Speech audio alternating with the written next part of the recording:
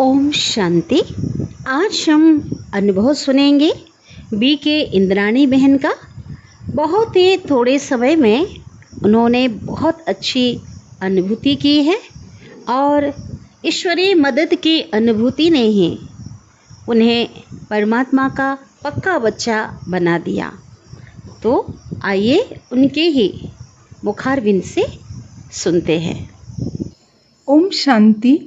मेरे शरीर का नाम के इंद्राणी है। मेरा लौकिक घर ग्राम बुदेली, जिला कांकेर, छत्तीसगढ़ है।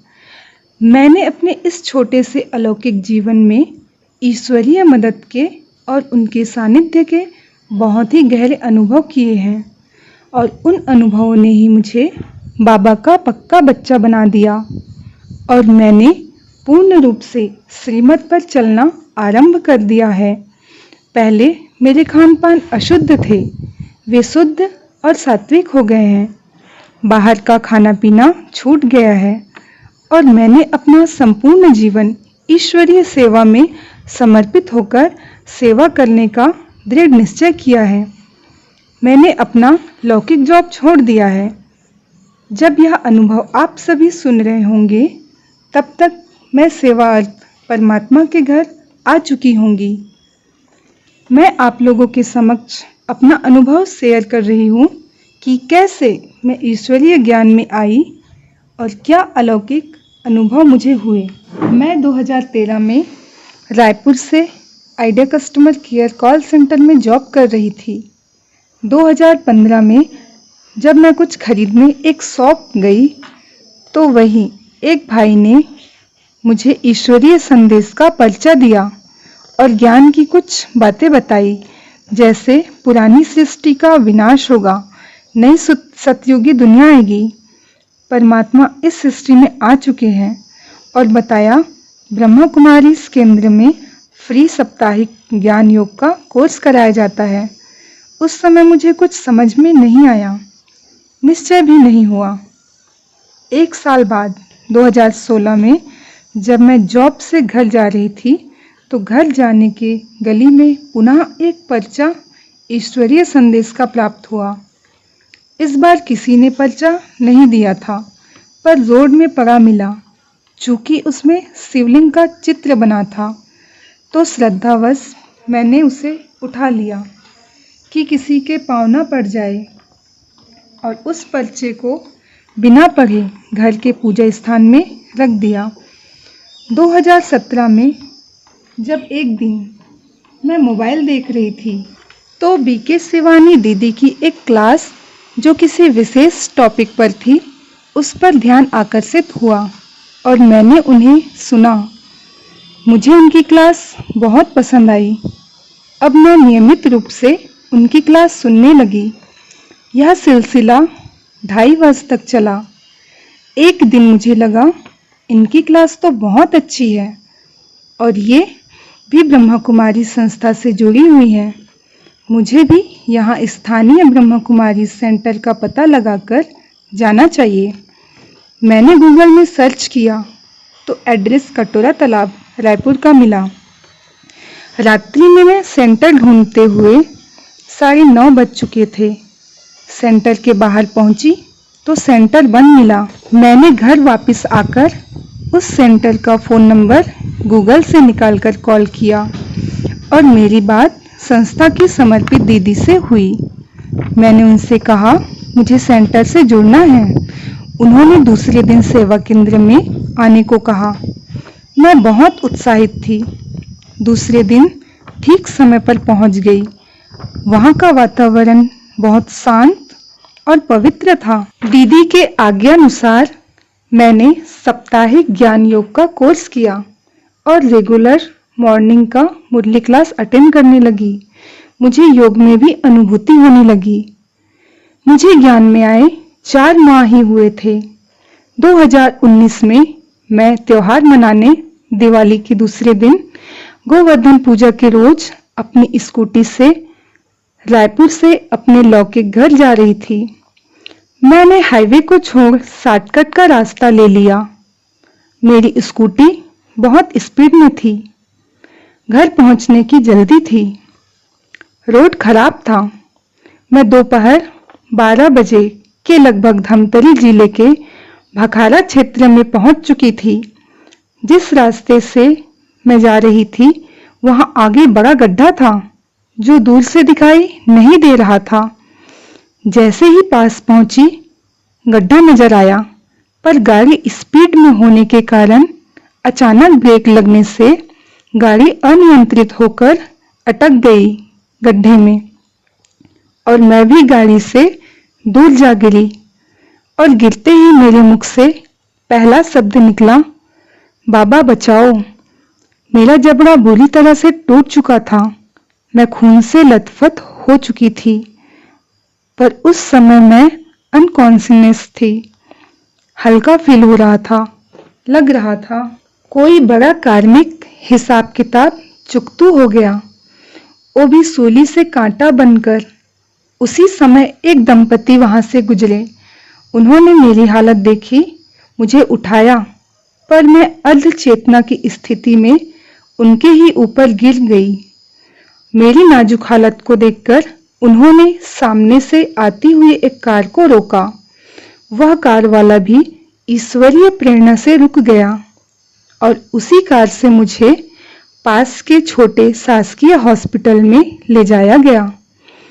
मुझे प्राथमिक उपचार दिया गया और मेरे मोबाइल से मेरे घर वालों को फोन किया गया। कुछ देर में मेरे मम्मी पापा, भाई बहन वहां पहुंच गए, पर चोट ज्यादा लगी थी।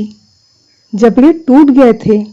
ऑपरेशन के लिए मुझे धमतरी के बठेना हॉस्पिटल में रेफर किया गया। वहां मुझे एडमिट किया गया। 5 दिन बाद मेरा ऑपरेशन होना था। जब मुझे ओटी में ले जाया गया तो उसकी लाइट को देखते मैंने बाबा को याद किया। दिल ही दिल में कहा कि बाबा, मेरा ऑपरेशन आप ही कीजिएगा। मुझे ये नहीं पता था कि डॉक्टरों ने क्या किया, पर पट्टी आदि लगाकर कहा, आपको नींद आ जाएगी। मैं अचेत हो गई। मेरा ऑपरेशन 1-1.5 घंटे तक चला, जो सफल रहा। कुछ दिनों बाद मुझे छुट्टी मिल गई, पर मैं पूरी तरह से फिट नहीं थी। आश्चर्य की बात है, जिस डॉक्टर ने मेरा ऑपरेशन किया था वो भी बीके थे, संस्था से जुड़े थे। इसकी जानकारी मुझे बाद में हुई, जब उन्होंने 1 माह बाद मुझे अपने क्लिनिक में बुलाया। वहां पहुंचकर दिल गदगद हो गया। वहां बाबा का झंडा लगा था, बाबा की तस्वीर लगी थी और लक्ष्मी नारायण और दादियों की भी तस्वीर लगी थी। पूरा वातावरण सेवा स्थान जैसा प्रतीत हो रहा था। मैंने पूछा, आप लोग भी ओम शांति से जुड़े हैं? तब ईश्वरीय योजना समझ में आ गई। जैसे बाबा ने ही अपने बच्चे से मेरा ऑपरेशन से लेकर सारा ट्रीटमेंट कराया। मेरा निश्चय बाबा में और बढ़ गया। दिल से शुक्रिया निकला। इस घटना के 1.5 माह बाद मैंने सपने में देखा, ब्रह्मा बाबा मेरे पास आए हैं। बाबा के माथे से खून बह रहा है और बाबा बैसाखी पकड़े हुए हैं। मैंने अनुभव किया, जैसे भक्ति में सुना था, भगवान भक्तों के कष्ट अपने ऊपर ले लेते हैं, वैसे ही मेरे बड़े कार्मिक अकाउंट का बड़ा हिस्सा जैसे बाबा ने अपने ऊपर ले लिया, मेरा सूली से कांटा बना दिया। 2 माह के बाद मैं वापस कटोरा तालाब रायपुर के सेंटर पहुंची और वहां की दीदी को सब बताया। तो दीदी ने मुझे नया सलवार सूट गिफ्ट देकर कहा, बहन, बाबा ने आपको नया जीवन दिया है, अब तुम अपना जीवन बाबा को अर्पण करना। उसी दिन मन में संकल्प कर लिया कि मुझे बाबा का बनकर समर्पित होकर सेवा करना है। तब मेरे घर में कोई ज्ञान में नहीं चलते थे, लेकिन मैंने पहले से ही उन्हें बता दिया था कि मुझे ऐसा अलौकिक जीवन जीना है। और पहले घर के लोग बिल्कुल तैयार नहीं थे। घर में रोना धोना चलता रहा, पर आज स्थिति बदल चुकी है। मेरी माताजी और मेरी छोटी बहन ज्ञान में आ चुके हैं। अभी सभी ने अपनी तरफ से मुझे फ्री किया हुआ है, कोई भी विघ्न नहीं है। पूरी तरह नॉर्मल स्थिति में आने में लगभग 2 वर्ष लग गए। अभी कोई देखता है तो विश्वास ही नहीं करता कि इतनी बड़ी घटना घटी पर चेहरे पर कोई निशान नहीं। ऐसे ही एक और घटना घटी जिससे भी बाबा सूली से कांटा बना दिए। घटना दिसंबर 2022 की है।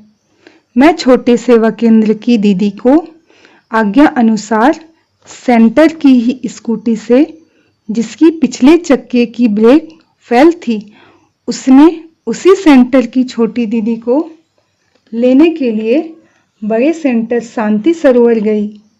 दीदी ने मुझे पहले ही बताकर पूछा, आप चला पाओगे या नहीं? मैंने कहा, मैं चला लूँगी, ध्यान रखूँगी। मैंने शांति सरोवर से दीदी को स्कूटी में बिठाया और छोटे सेंटर, जो वहाँ से 7 किलोमीटर की दूरी पर है, वहाँ के लिए चल पड़ी। स्कूटी चलाते समय मैं भूल गई कि स्कूटी का पिछला ब्रेक फेल है। गाड़ी स्पीड में थी। जैसे मैं चौक पर पहुंची, रेड सिग्नल के कारण गाड़ियां रुकी हुई थी और लोग भी खड़े थे। उसी समय अचानक याद आया कि पिछला ब्रेक फेल है। मैंने जोर से सामने का ब्रेक लगाया। मैं गाड़ी के साथ नीचे गिर पड़ी। गाड़ी गोल गोल घूम रही थी। मेरा शरीर भी गाड़ी के साथ घिसट रहा था। उस समय मुझे ऐसा अनुभव हुआ कि मेरे सिर वाले हिस्से को किसी ने हाथ से थाम रखा है। मेरे सिर में, चेहरे पर रिंचक भी खरोच नहीं आई। मुझे बड़ा आश्चर्य लगा। आज बाबा ने फिर से मेरी मदद की। पीछे बैठी बहन तो गाड़ी से गिरते ही उठकर खड़ी हो गई थी। उन्हें भी हल्की सी अंदरूनी चोट आई थी, जो दवा से ठीक हो गई। जिस समय गाड़ी चक्री की तरह गोल गोल घूम रही थी, मेरा सिर को छोड़ मेरा पैर, शरीर जमीन से रगड़ खा रहा था। उस समय मुझे ऐसा लगा मेरा अंतिम समय आ गया है। मैंने मन ही मन बाबा से कहा, बाबा, अभी मैंने कुछ पुरुषार्थ नहीं किया है, बाबा इतनी जल्दी मुझे ले जाओगे? बाबा की ओर से सूक्ष्म में इशारा मिला, अभी पुरुषार्थ कर लो, कभी भी कुछ भी हो सकता है। अभी भी दिल से यही निकलता है, मुझे बचाने के लिए, नया जीवन देने के लिए। बाबा आपका शुक्रिया, शुक्रिया। ओम शांति।